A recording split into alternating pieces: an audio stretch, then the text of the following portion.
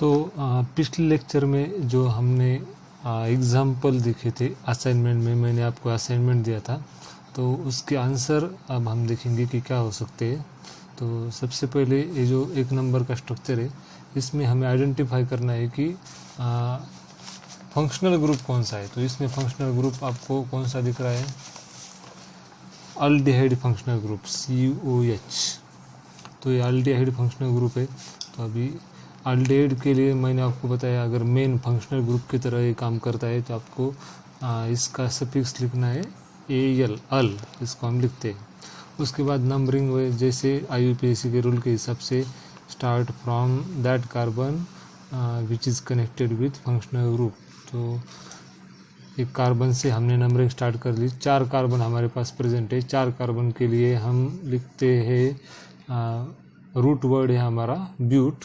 फिर primary suffix है हमारा, इसमें एक भी डबल बॉन्ड नहीं है। मैं फिर से आपको बता रहा हूँ कि ये जो डबल बॉन्ड है ये फंक्शनल ग्रुप में है, कार्बन और ऑक्सीजन में। हमारे हाइड्रोकार्बन चेन में डबल बॉन्ड नहीं होना चाहिए। तो अभी ये जो हाइड्रोकार्बन चेन है इसमें डबल बॉन्ड प्रेजेंट नहीं है। तो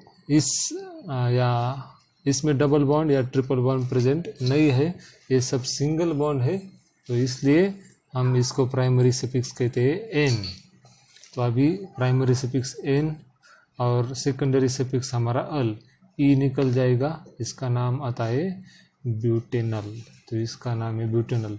इसमें नंबर बताने की ज़रूरत नहीं, क्योंकि कार्बन नंबर 1 पर ही हमारा फंक्शनल ग्रुप है, इसलिए नंबर बताने की ज़रूरत नहीं है। तो उसका करेक्ट आंसर है ब्यूटेनल। तो अगर आपका यह आंसर आया है तो आप खुद से चेक कर सकते हो।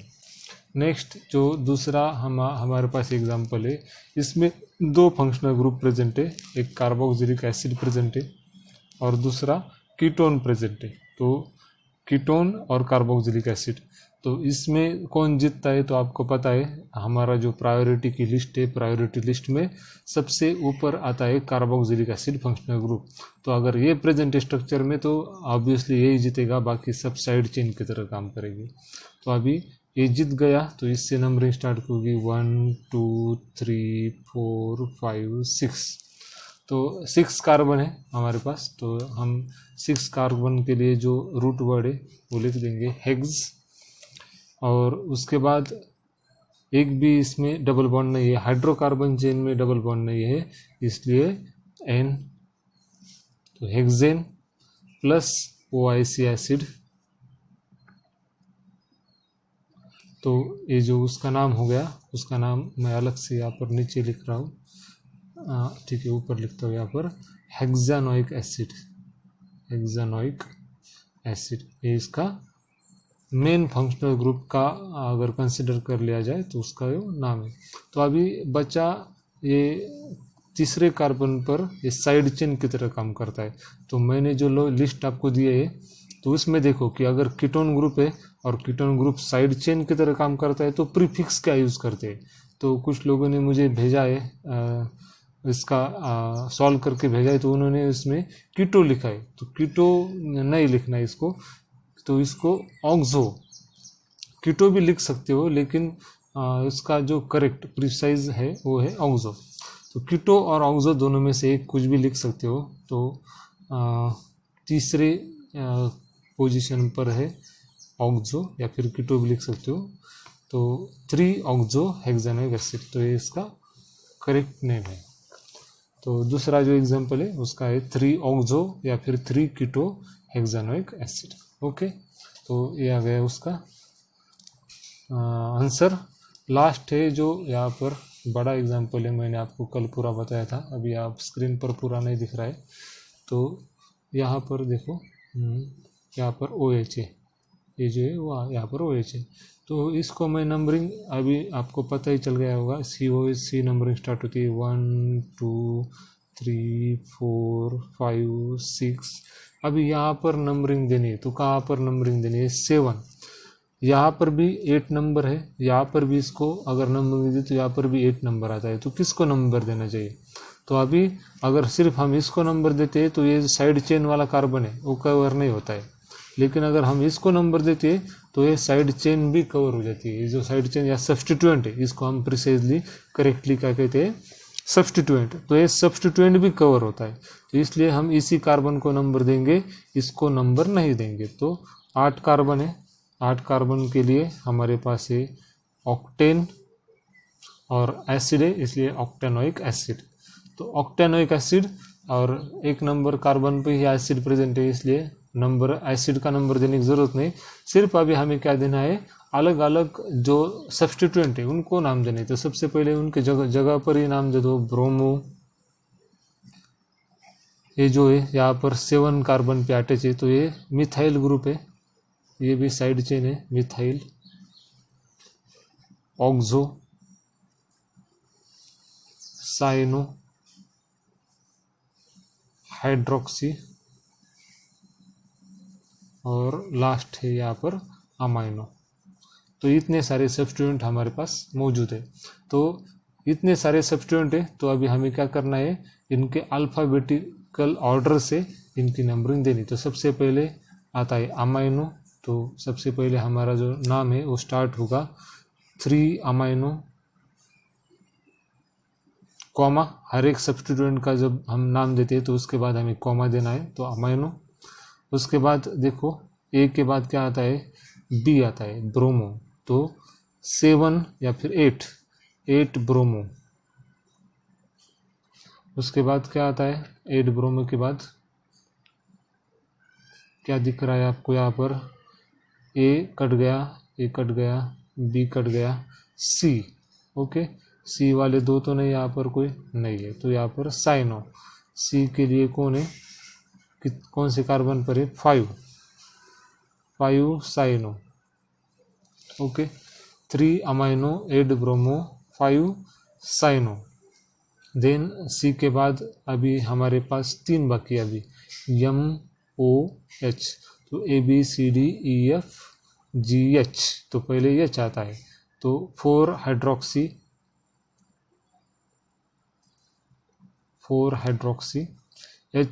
HIJKLM। तो उसके बाद आता है मिथाइल, 7 मिथाइल। तो यहाँ पर मेरी जगह की कमी होने की वजह से थोड़ा कॉम्प्लिकेटेड हो रहा है, लेकिन आप लिख सकते हो जैसे हम लिख रहे हैं वैसे ही, 7 मिथाइल। और लास्ट में आता है MNO, 6 ऑक्सो। तो लास्ट में आता है यहाँ पर 6 ऑक्सो, मैं यहाँ पर लिखता हूँ। तो प्रिसाइज आप नाम लिख लो, कंटिन्यू मैं बताता हूँ आपको। 3 अमाइनो, 8 ब्रोमो, 5 साइनो, कॉमा देना है हर एक सब्स्टिट्यूएंट के नाम के बाद, 4 हाइड्रोक्सी, 7 मिथाइल, 6 ऑक्सो ऑक्टेनोइक एसिड। तो ये इसका IUPAC नहीं। तो आप चेक कर लो कि आपका सही है या नहीं। ओके, तो इस नॉमेनक्लेचर में अब तक अगर कुछ भी डाउट है तो आप मुझसे पूछ सकते हो। ओके, तो हम नेक्स्ट लेवल पर जाएंगे। तो सबसे पहले अभी हम थोड़ा हार्ड लेवल पर जाने की कोशिश करेंगे। तो ऑर्गेनिक केमिस्ट्री क्या है, ऑर्गेनिक केमिस्ट्री के बारे में मैंने आपको बताया था। ऑर्गेनिक केमिस्ट्री क्या है, तो it is chemistry of hydrocarbon. ये हाइड्रोकार्बन की केमिस्ट्री है। मतलब क्या कि एक सेपरेट ब्रांच दी है कार्बन के लिए। तो ऐसा क्यों किया है, क्योंकि कार्बन के पास कुछ इम्पोर्टेंट प्रॉपर्टीज़ है, और कार्बन के जो कंपाउंड है वो n नंबर ऑफ, मतलब बहुत सारे मिलियंस ऑफ कंपाउंड्स आपको मिलेंगे। इतना ही नहीं, हमारी जो खुद की बॉडी होती है, खुद की ह्यूमन बॉडी, वो भी कार्बन से बनी हुई होती है। तो इसलिए कार्बन एक बहुत ही इम्पोर्टेंट पार्ट है एक केमिस्ट्री में। इसलिए कार्बन की एक अलग से ब्रांच बनाई, कार्बन कंटेनिंग कंपाउंड की एक अलग से ब्रांच बनाई, और उस ब्रांच का नाम दे दिया ऑर्गेनिक केमिस्ट्री, या फिर उसमें जो भी कंपाउंड आते हैं उनको हम कहते हैं ऑर्गेनिक कंपाउंड्स। ओके, तो कार्बन इतना इम्पोर्टेंट क्यों है, या फिर कार्बन इतने सारे कंपाउंड क्यों बनाता है, तो आपने सुना होगा उसके पास एक प्रॉपर्टी है जिसको हम कहते हैं कैटेनेशन प्रॉपर्टी। तो कैटेनेशन प्रॉपर्टी क्या है, तो हमें ज़्यादा डिटेल तो नहीं जाना है, लेकिन सिंपल मैं आपको बताता हूँ कि ये चेन फॉर्म तैयार करता है, चेन तैयार कर सकता है, रिंग तैयार कर सकता है। तो एक कार्बन दूसरे कार्बन के साथ जुड़कर चेन तैयार कर सकता है, कि जैसे हमने अभी देखा कार्बन कार्बन कार्बन, इस तरह से चेन फॉर्म तैयार कर सकता है। उसके बाद ये रिंग फॉर्म तैयार कर सकता है, इस तरह से हम देख सकते हैं यहाँ पर देखो, हाँ ये इसने रिंग फॉर्म कर दिया। ओके, तो चेन तैयार कर सकता है, रिंग तैयार कर सकता है। ऐसा ही नहीं कि ये सिर्फ कार्बन के साथ चेन तैयार कर सकता है, इस तरह से भी कर सकता है, कार्बन ऑक्सीजन कार्बन, तो इस तरह से भी ये चेन तैयार कर सकता है। मतलब ये जो पूरी रिंग या फिर चेन है, ये चेन में बीच में दूसरा कंपाउंड भी इंसर्ट हो सकता है, सल्फर भी इसमें आ सकता है। तो इसी तरह से ये रिंग के अंदर भी कार्बन के साथ भी रिंग तैयार करता है, वैसे ही कार्बन के बीच में इसी रिंग में एक ऑक्सीजन भी आ सकता है, तो एक ऑक्सीजन के साथ भी वो रिंग तैयार कर सकता है। तो इसी को हम कहते हैं कैटेनेशन प्रॉपर्टी, ये कार्बन की कैटेनेशन प्रॉपर्टी। और इसी प्रॉपर्टी की वजह से कार्बन के सबसे ज़्यादा कंपाउंड हमें मिलते, और कार्बन के सबसे ज़्यादा कंपाउंड मिलते, इसी वजह से उसकी एक सेपरेट ब्रांच है जिसको हम कहते हैं ऑर्गेनिक केमिस्ट्री। ओके, तो सबसे पहले हम देखेंगे कि स्ट्रक्चर लिखने का तरीका कैसे होता है इसका, ये भी इम्पोर्टेंट है हमारे इसमें। तो मान लो एक चेन है, एक कार्बन है, तो मैंने आपको वैलेंसी के बारे में सबसे पहले लेक्चर में ही बताया था कि एक कार्बन सिर्फ कितने बॉन्ड तैयार कर सकता है, 4 बॉन्ड।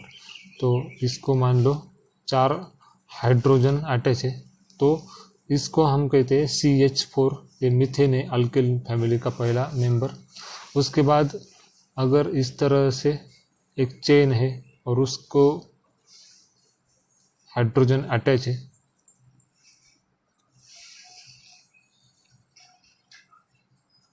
तो इसको हम सिंपल इस तरह से लिख सकते हैं। मैं आपको बता रहा हूँ कि कन्वर्ट शॉर्ट में कैसे लिखना है। ओके, तो शॉर्ट में लिखने के लिए हम इसको इस तरह से लिखते हैं, CH3 CH2 CH3, इस तरह से लिख सकते हैं। इसका मतलब भी यही है, कार्बन को कितने अटैच है, हाइड्रोजन 1 2 3, इसलिए CH3। तो CH3 आपको क्या बताता है, कार्बन को 3 हाइड्रोजन अटैच होते हैं।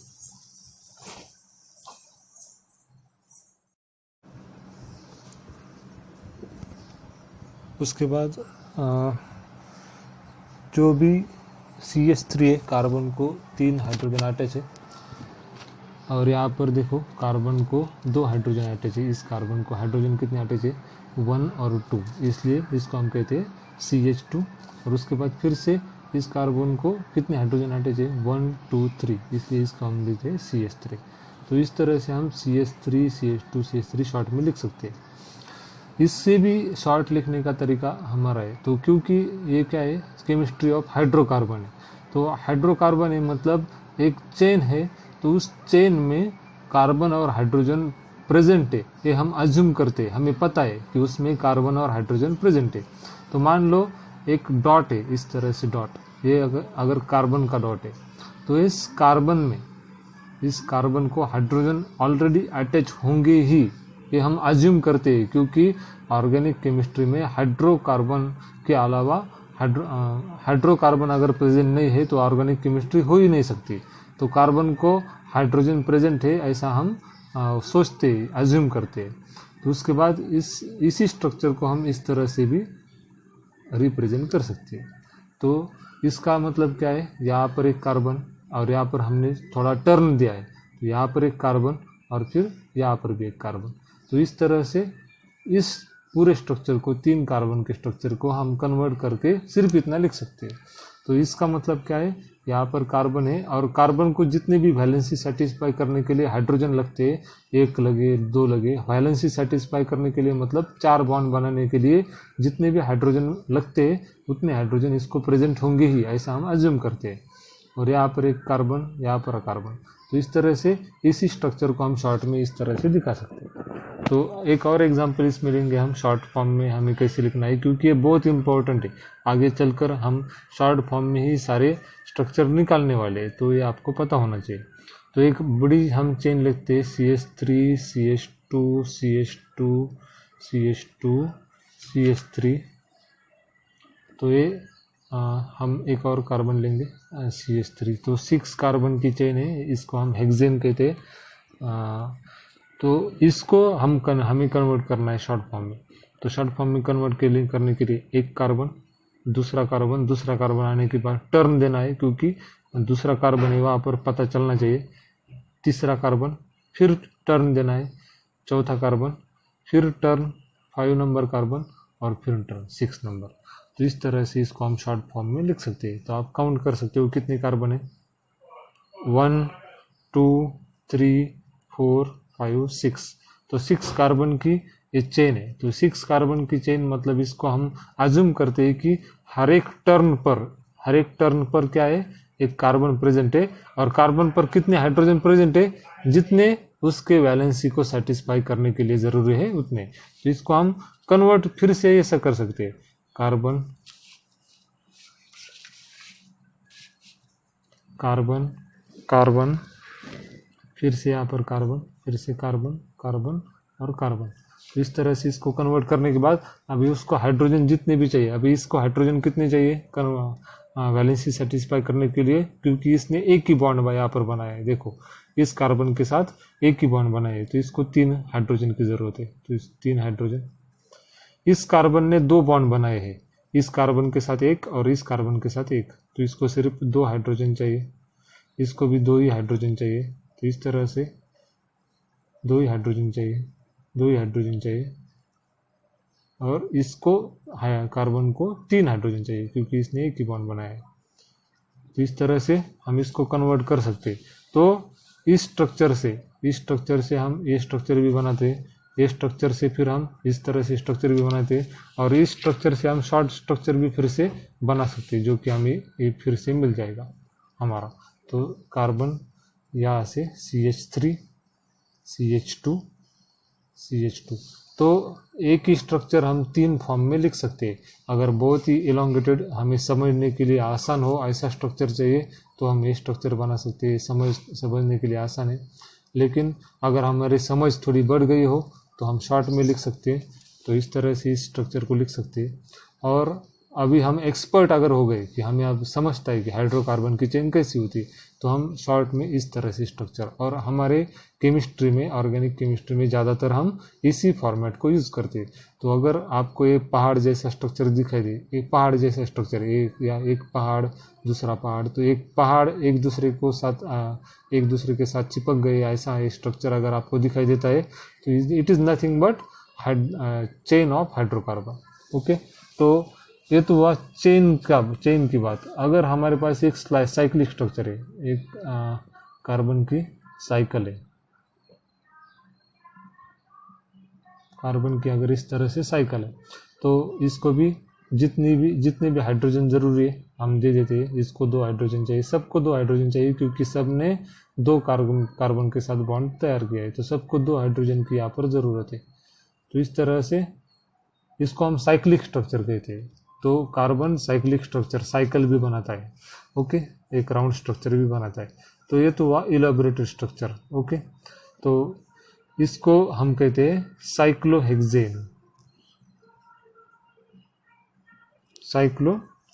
तो हमने जो पहला एग्जांपल देखा वो हेक्सेन का था, वही हेक्सेन अभी साइक्लिक फॉर्म में प्रेजेंट है, इसलिए हम उसको कहते हैं साइक्लोहेक्सेन। तो साइक्लोहेक्सेन को भी हम शॉर्ट में लिख सकते हैं। किस तरह से, देखो इस CH यहाँ पर एक कार्बन है, 2 हाइड्रोजन है, तो इसको हम CH2 लिख सकते हैं। CH2 को फिर CH2 अटैच है, फिर उसको CH2 अटैच है, फिर उसको CH2 अटैच है, फिर उसको CH2 अटैच है, CH2 और CH2। तो इस तरह से साइक्लिक स्ट्रक्चर हम शॉर्ट फॉर्म में लिख सकते हैं।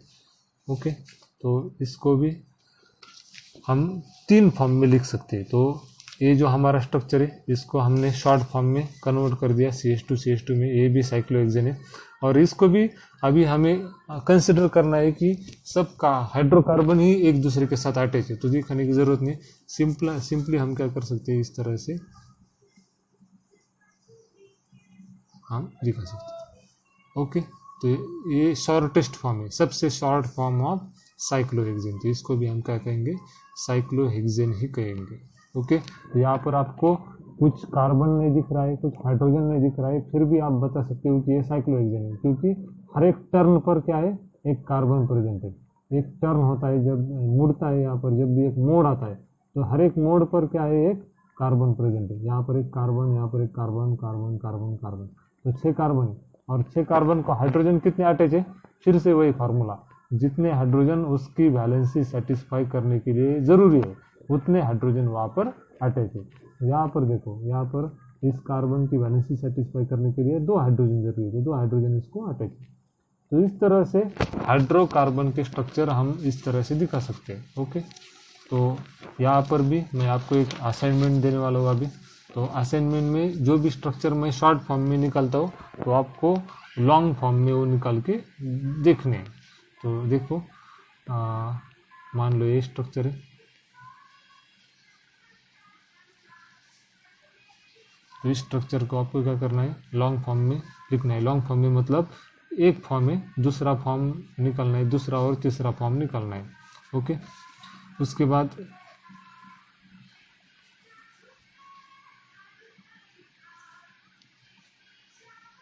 इस स्ट्रक्चर को आपको लॉन्ग फॉर्म में निकालना है। ये बेंजीन का स्ट्रक्चर है, इसमें क्या है, सिर्फ डबल बॉन्ड प्रेजेंट है कार्बन कार्बन में। साइक्लोहेक्सेन में डबल बॉन्ड प्रेजेंट है, अल्टरनेटिव डबल बॉन्ड, एक छोड़ के दूसरे इसमें 2 कार्बन में डबल बॉन्ड प्रेजेंट है।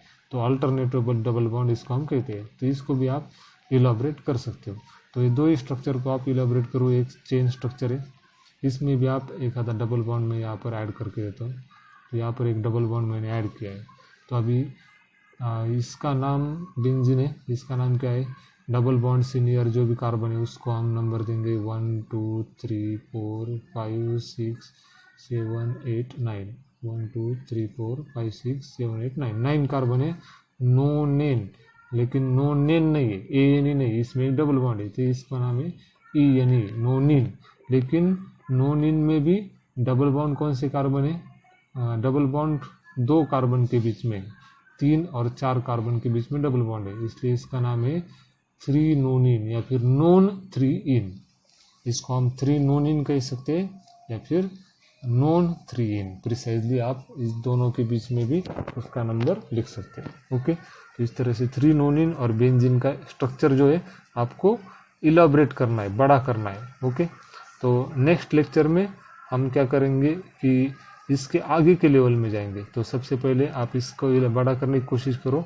नेक्स्ट लेक्चर में हम क्या करेंगे, इसके आगे के लेवल में एंटर करेंगे। तो यहाँ तक अगर आपको कुछ भी डाउट है तो आप मुझे कमेंट में पूछ सकते हो। Okay, thanks for watching this video.